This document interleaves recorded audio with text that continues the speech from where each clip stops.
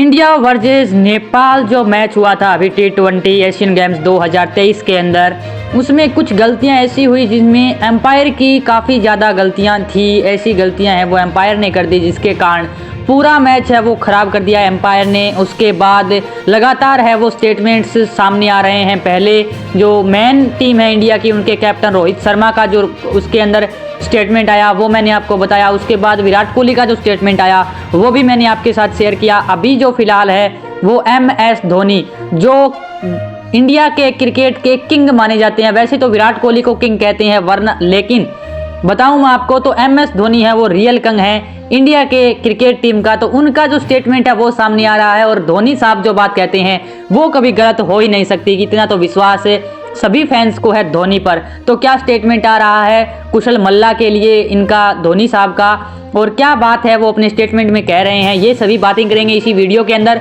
तो वीडियो के अंत तक बने रहिए और अभी तक हमारे चैनल पर नए हैं तो चैनल को सब्सक्राइब करके बेल नोटिफिकेशन को ऑन कर लीजिएगा, जिससे हमारी अगली नेपाल की बड़ी अपडेट आप तक सबसे पहले पहुँच सके। तो चलते हैं धोनी के स्टेटमेंट की ओर। तो उससे पहले मैं आपको बता दूं कि कुशल मल्ला आउट कैसे हुए। कुशल मल्ला जब 19वें ओवर के अंदर खेल रहे थे तब उन्होंने बैक शॉट का प्रयास किया और बहुत ही अच्छा प्रयास है वो रहा कुशल मल्ला का। अच्छा शॉट वो लगाया पीछे की तरफ, लेकिन वहां पर एक जो बॉलर है वो विद्यमान था, वहां पर उपस्थित था।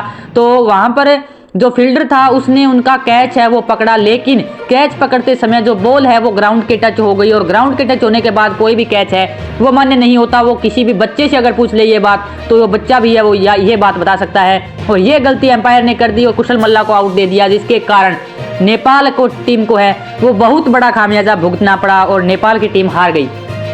इसी पर जो धोनी है उनके जो स्टेटमेंट आ रहा है वो मैं आपको बता दूं कि धोनी ने ये बात कही है कि अगर नेपाल वहां पर जीत जाता, लेकिन उसके अंदर जो भारतीय क्रिकेटर का कुछ चल रहे हैं कि भारत ने रिश्वत दी थी, तो ऐसी कोई बात नहीं है। भारत ने कोई भी रिश्वत है वो नहीं दी थी।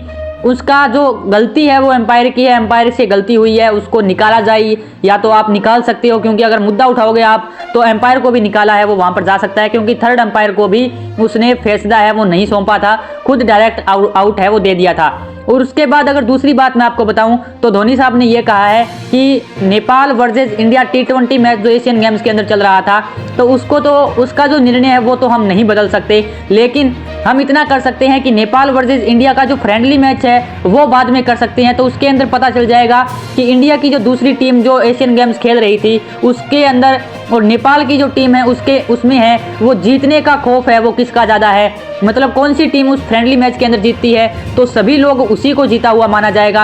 अब T20 मैच के अंदर निर्णय हम बदल नहीं सकते, लेकिन पूरा देश जो जितने भी फैंस हैं नेपाल के हो या इंडिया के हो उन सभी को पता चल जाएगा कि दम किसके अंदर है, दम किस टीम के अंदर है। तो ये फैसला है वो हो जाता है अगर हम फ्रेंडली मैच करते हैं। तो ये धोनी का स्टेटमेंट है।